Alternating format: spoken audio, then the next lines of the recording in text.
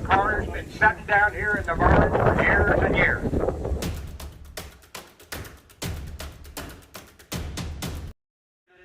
It is farm auction day again. We are up near Cortland, Kansas, north of Concordia. Not a huge amount on this one, but there were a couple old barn find vehicles. Pontiac, I believe, is a 37. Pretty good old survivor car.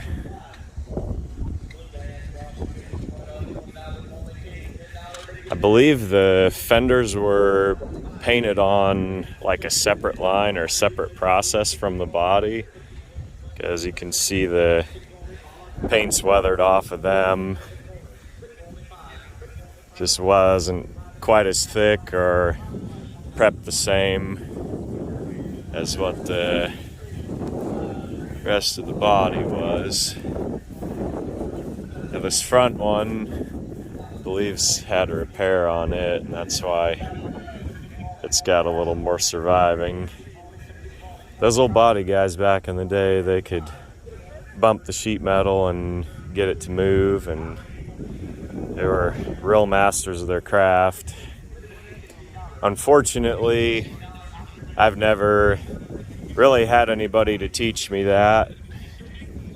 I have learned panel fabrication, welding. I can fix floor pans and build patches, but I'm not the guy that's going to straighten anything. So this car's a 6-cylinder. There was a straight 8 available as an option. Very good car overall. See, being stored in the barn does make a big difference on these. It's just a good old warm original survivor. Got the old mesh seat covers from the 50s.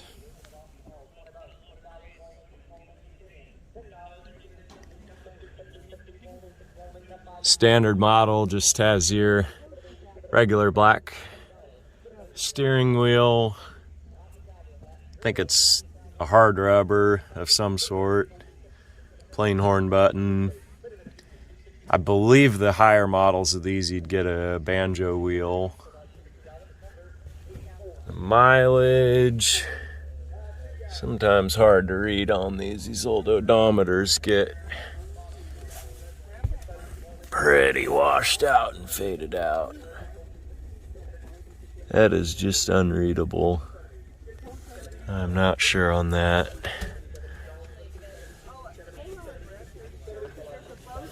Still got the keys hanging in the ignition.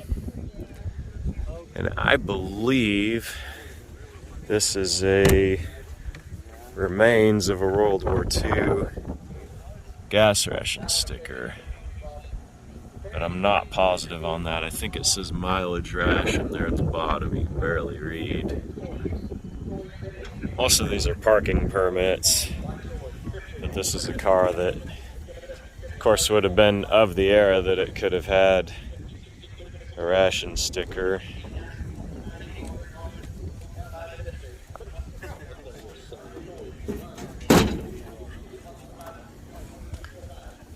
Six cylinders in it, all untouched, undisturbed.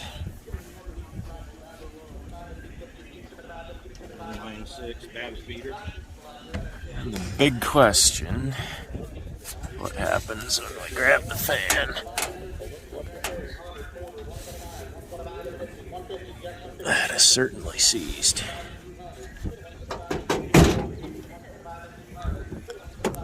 Standard model has the plain Indian head hood ornament. Still very nice Art Deco design detail.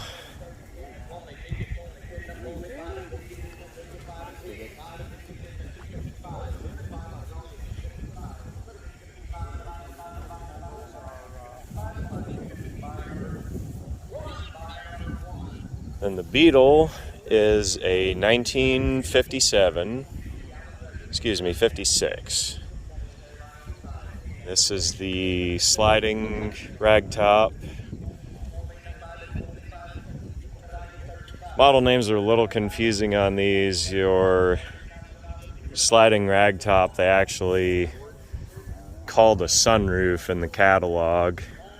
And then I believe after this in 64, they did come out with a traditional sunroof that was just in the front that had the steel sliding panel. But for all practical intentions, this car is a ragtop, the catalog name of a sunroof. And this car been taken down, primed. They've got some rust starting in the bottom, so it's definitely gonna need some work and some patching.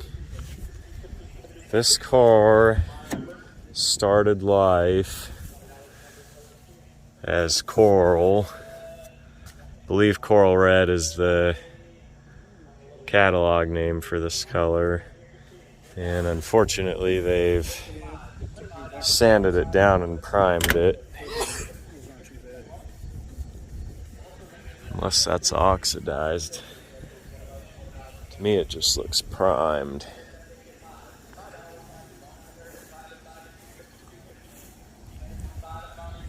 They started taping it over to do a repaint.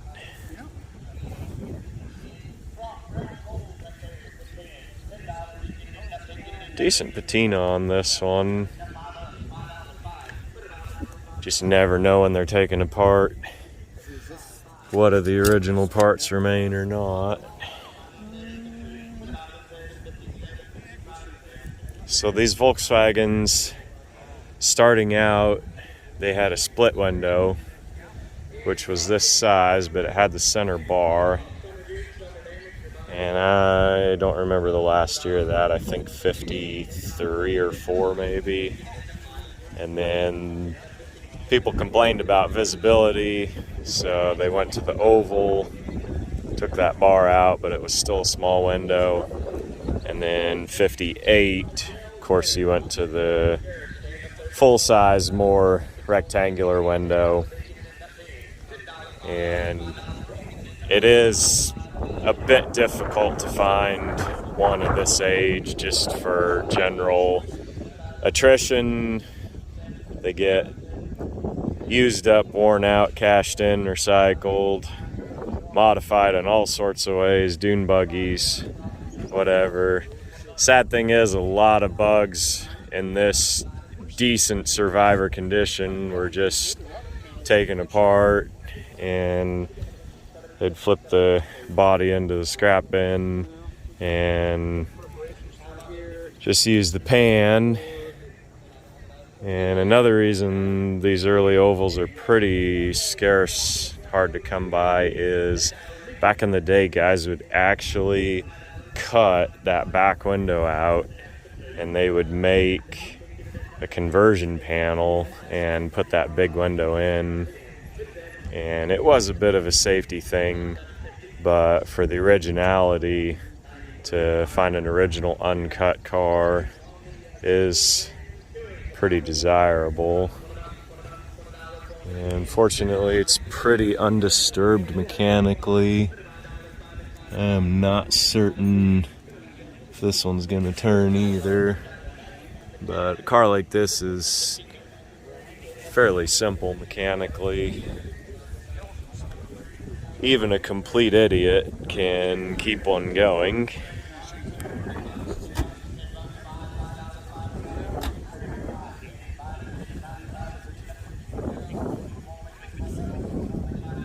So I took a look in the inside here, and you've got all the records for the fuel fills written on those papers. And then This is the exchange engine warranty booklet. So, see, at 48,000 miles in 1961, they replaced the engine. And there is the servicing dealer up at Kansas City. So, just a little more history with the car. Next is a 55 Ford F600. So this is the 10.5. Just pretty old, average old farm truck.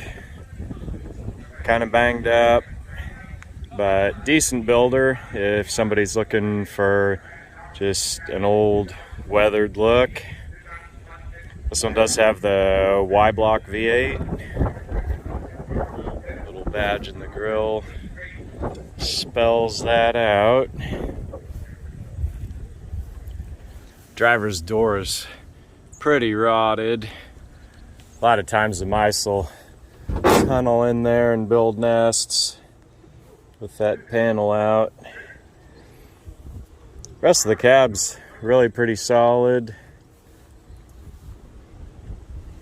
Pretty decent truck overall. 106,000. Some of these you'll find with under 100,000, just depending how close the farmers live to wherever they were delivering grain or picking up bulk fertilizer, feed, or anything of that sort.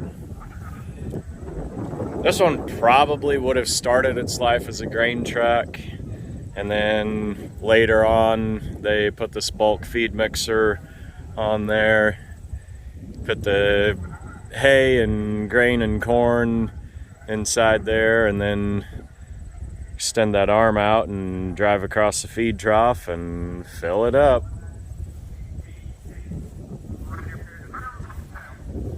This car, bit of a question mark. Thinking Cadillac by the steering wheel and the seats. It's definitely a Cadillac engine. Stripped all the way down to be somebody's dirt track car.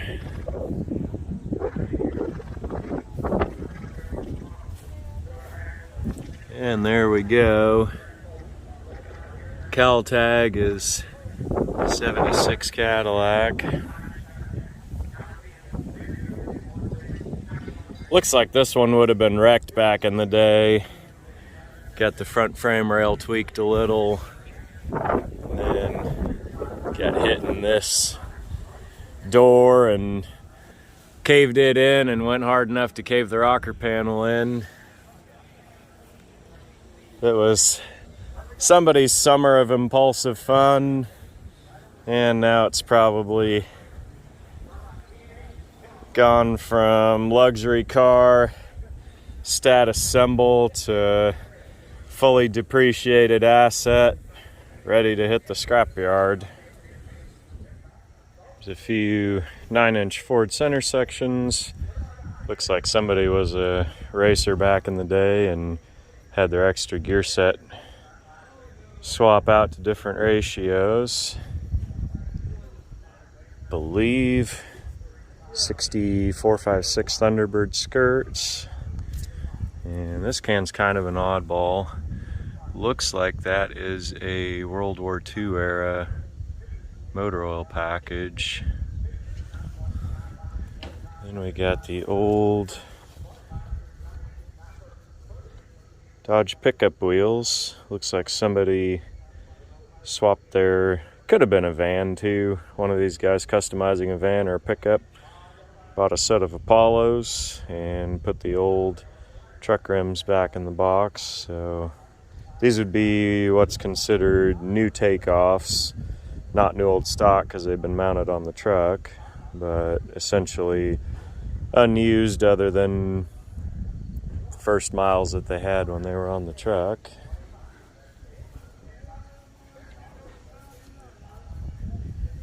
This can's really got my interest. It's kind of a neat piece back in the shortages of World War II. It's a really cool artifact that tells a story of that time period in our history. A few old bicycles. This one is a Sieberling Road King. Of course, Sieberling built tires back in the day. See, quite a few of these manufacturers had bicycles. I believe Goodrich, Goodyear, Firestone, at least the ones I remember. There could have been more.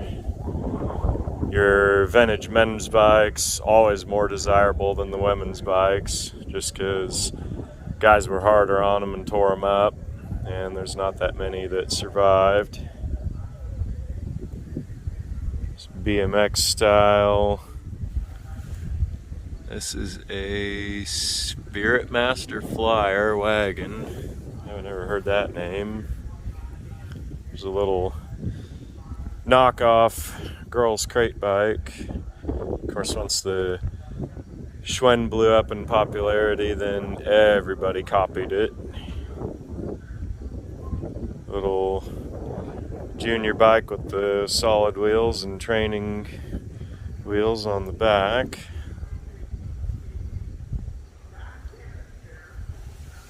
Got the little Tonka. AMF trike. And we got the little Murray tot rod. Very cool piece. That thing's been driven some miles. At speed, I'm sure. The little 80s era plastic bodied kid sports car.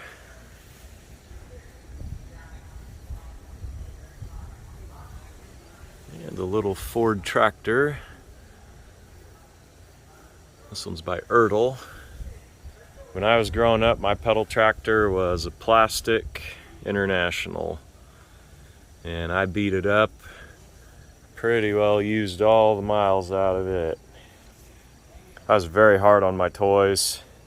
I don't think very many of them at all survived my childhood.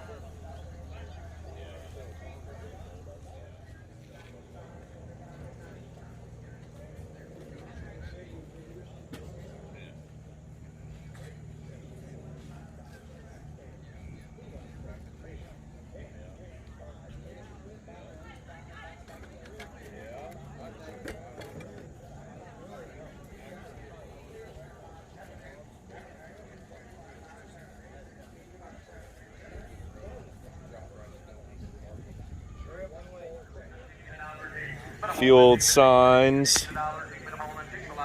This one shows how much capacity a bridge would have. Different weights and configurations of trucks. People in the US see these all over, but you guys in other countries, it's probably something different than what you guys find on your bridges. Then this Gabriel sign's pretty neat. I always like when they have a little bit of a specific vehicle So this here's 74 or 75 Impala coupe, and then probably like 69, 70, 71 Chrysler Town and Country wagon. So that adds a little bit of interest to them when it's not just some generic car. And these, I think, would have been side panels for like maybe a feed sign, probably Super Sweet or Laro or some version of a seed or feed sign. Red, white, and blue is pretty common in the US just because that's the colors of our flag. But those new old stock, never been hung, still got the paper on them. Couple railroad crossing. And the oldest one of these is this men working because it's got the embossed letters. So as a collector piece, that one's got a little more value to it.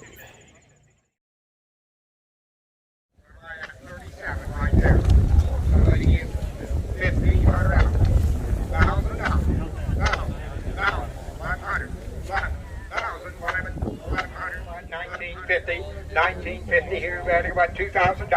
$2,000. Now half. $2,050. $2,050. $2,050. $2,050 here, value about $2,000. Now one. Now two. 22. 2,200. 21 and 2. 22. 21 and 2. 2,200 here, value about 21 and 2. 2,200 here, value about 21 and 2. $2,200 here, value about 2,200. 21 and 2. 2,200 here, one or two, 2,200, both out, 22, 22, Jeff, 21 and 2, 2,200 here, back about 2,200 here, back about 2,200, 2,200 here, 21, 2,200, $2,200, 2,200, 21 and 2 here, back about 2,200, so $2,100 to 38, 38. Volkswagen. The Volkswagen is a 56. Carly has the title for the car. The car has been sitting down here in the barn for years and years. It has a title. It has a title. You're buying it just like it says. Just like it says. Somebody give about $3,500 on the Volkswagen. $2,500. $1,000. $1,500. $1,000. $1,500. $2,000. $2,000. $1,500, $2,000, $2,000 here, $2,000, $2,000 here, now $2,000 here, $2,000, $1,500, $2,000, $25. Yep. Now three, gotta be three, 35, 4, 45, 5, 5, 5, 5,000, 55, 55, 55, 55, 55, 6,000, $6,000 here, $6,000, $6,000 here, buddy, $6,000, 5,500, $6,000. $6,000 here, right around $6,000. $6,000 here, right around 5,500. Both out, guys. 6,000. Can you serve 6,000? 55. You're in. 6,000. 5,500. 6,000. $6,000 here. 6,000, guys. 6,000. Both out. 6,000. One year. 5,500. 6,000. $6,000 here, right around 6,000. $6,000 there, right around 6,000 there. 5,500. 6,000. $6,000 here, right around 6,000 here, 55. Did you, sir? 6,500, 65, 7,000, 7,000, 7,000, 6,500, 7,000, $7,000 here, right around 7,000, 6,500, $7,000 here, right around 7,000, 6,500, $7,000 here, right around 7,000. So 6,500 down, 1, 1, 1. Now, let's step right down here to a Ford truck.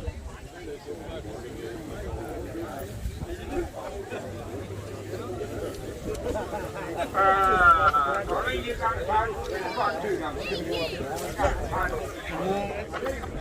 Yep. 4, 3, 4, 5, 600, 600, 5, 600, $600 under here, battery on 600, 5, 600 here, battery on 600, 5, it's out 7, 7, 8, gotta be 8, 9, 9, 9, you get 9, 900, 900, 8, 900, 900 here, battery on 1,000, 1,000, 11, 1,100, $1,100 here, battery on 100, 1,100 here, battery on here, better than 100 here, better than 100. Top left, wall, 13. $1,300 here, better than 100. No. I just brought one in yesterday that's a year newer, 50 Joliet valve. 1,400 here, better than 14. 1,400, Nice yeah, water. 1,500, 1,500, 1,500, 14, 15, 15, 1,500. Interesting dump truck. I got one like that. Yeah. Yeah. Rolls.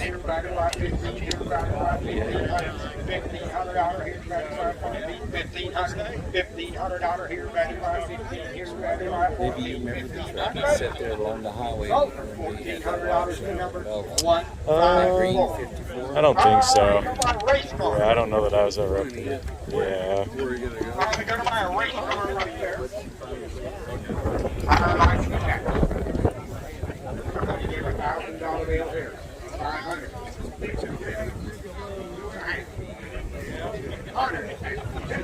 150, 200, 200, 200, 200. Good piece of iron. 200, 150, 200 here, back, 200 here, back, 150, 75, 175, 175 here, back, 175, 150, 75 here, back, 175, 175 here, back, 150, 175 here, back, 175. That'd be interesting to see that. 130 here, 130.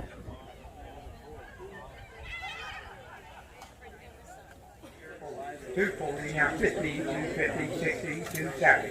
270 here, right about 260, 70. 270 here, right about 260, 270, 270. So 260 up 106, 106.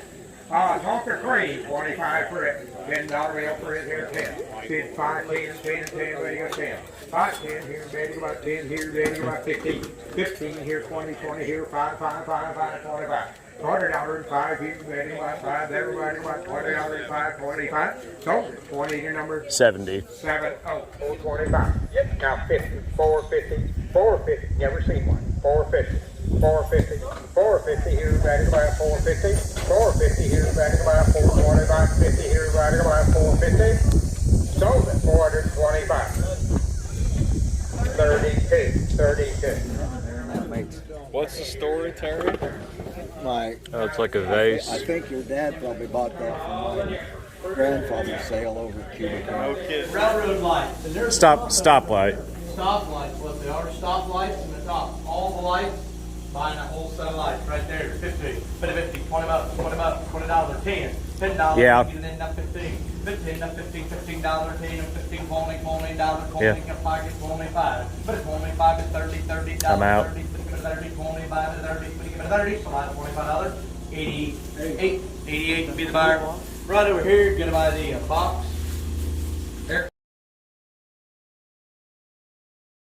So I did get the Dodge pickup wheels. Those will be a good match for the truck that I got that was sold new at my dealership. I got a GM 1970s car radiator. That'll be a useful piece if I ever stick an engine in some of these and get them going. Got a 40s Buick wheel with the hubcap clips.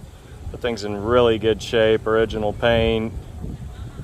Got a pair of double hump heads for Chevy small block. These are 461 with a 1965 date code.